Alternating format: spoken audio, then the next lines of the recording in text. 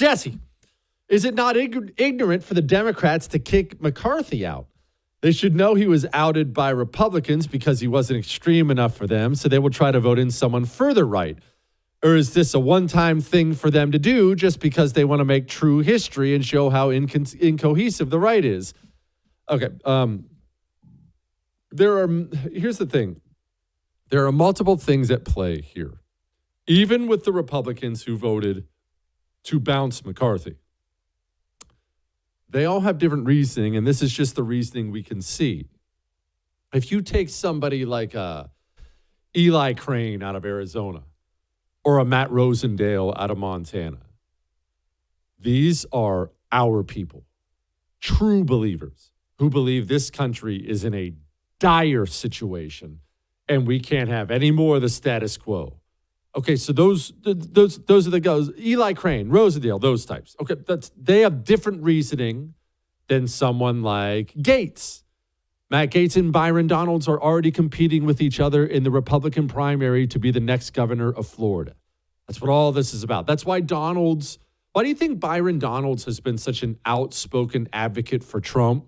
He even ran to the news and lied about accused Ron DeSantis of racism or something like that. That was ridiculous and not really his style. Donalds isn't usually that way. So everyone was kind of wondering, hey, what's this clown doing? He's making an idiot of himself. He's running for governor. He wants the Donald Trump endorsement. He was going as hard for Trump as he could. Gates wants to be governor. He wants to make a name for himself.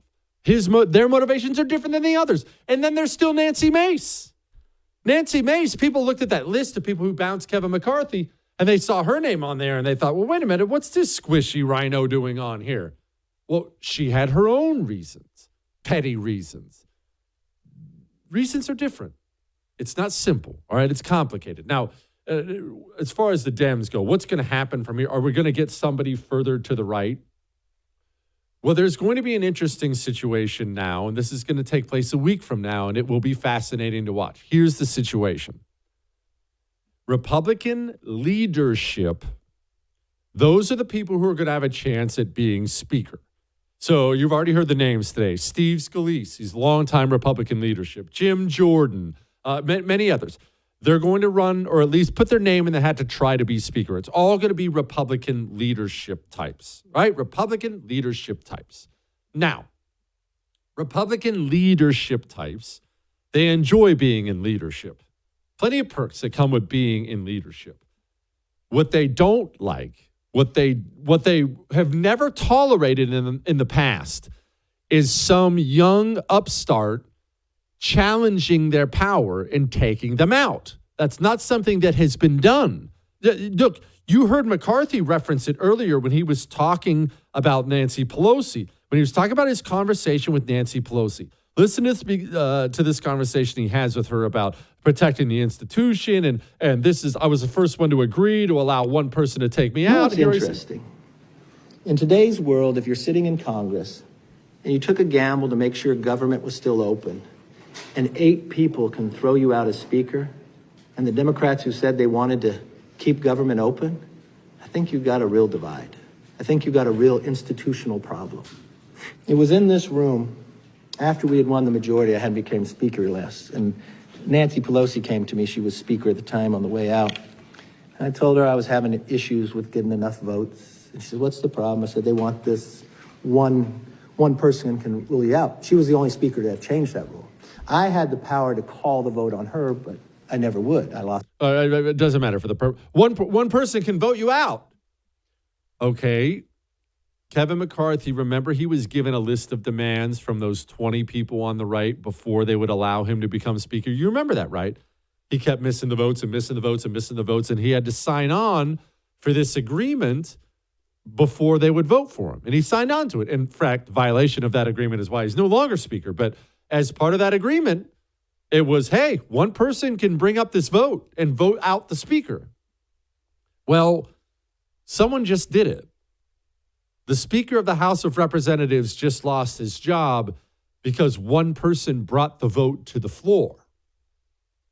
In a week from now, GOP leadership, whether you like them or not, GOP leadership is going to have to try to be speaker again.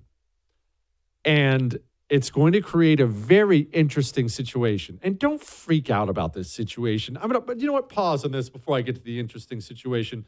There's been way too much over-the-top melodrama about all this. It's the Speaker of the House. Normal people don't even really give a crap that much. I see all these people on the right freaking out. It's going to cost us the election. It's going to cost us this. It's going to cost us. Oh, my gosh, it's a disaster. Oh, shut up. It's Kevin McCarthy.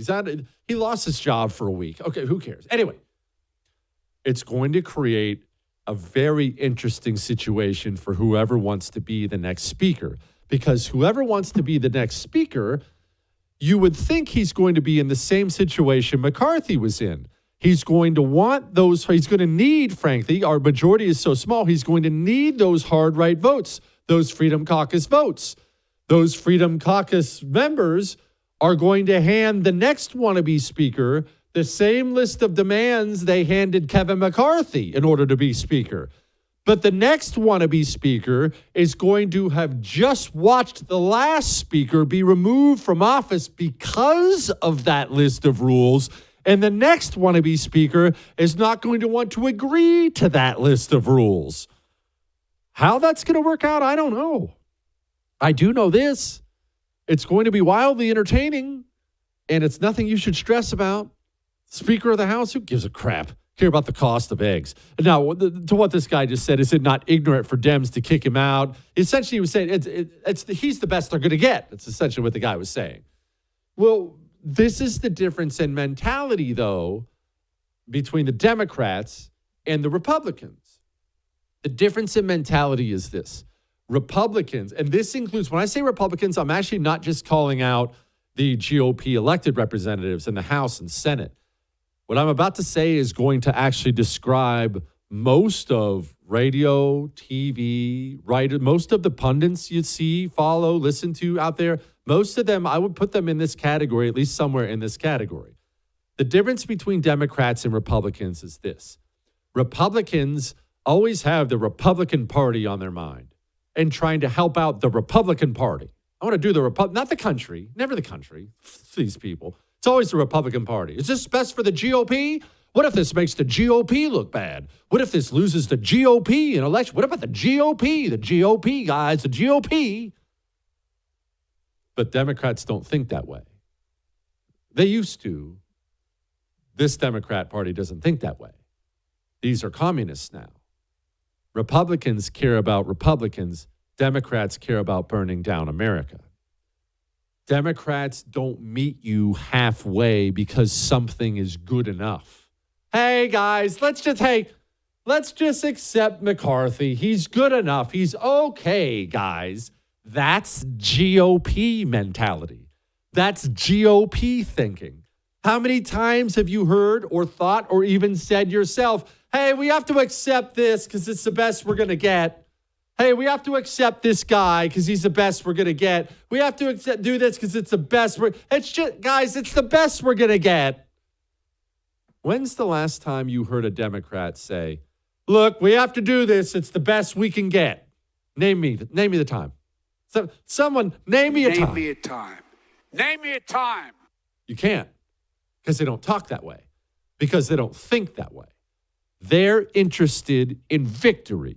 Victory for them is the destruction of everything, absolutely everything. It's not wins for Democrats. Yes, that's nice, and they want those, but victory for them doesn't look like a D logo. It doesn't look like the Democrat Party logo. Victory for them is a country burned down to ash. That's their victory. And anything less than that, they find totally unacceptable. The GOP, on the other hand, would accept horrors beyond imagination if it actually resulted in wins for the GOP.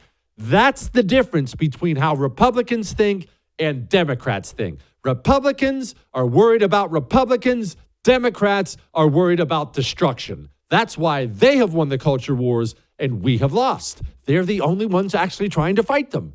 We'll fight them right up to the point where, what if we cost us an election, guys? That's the difference.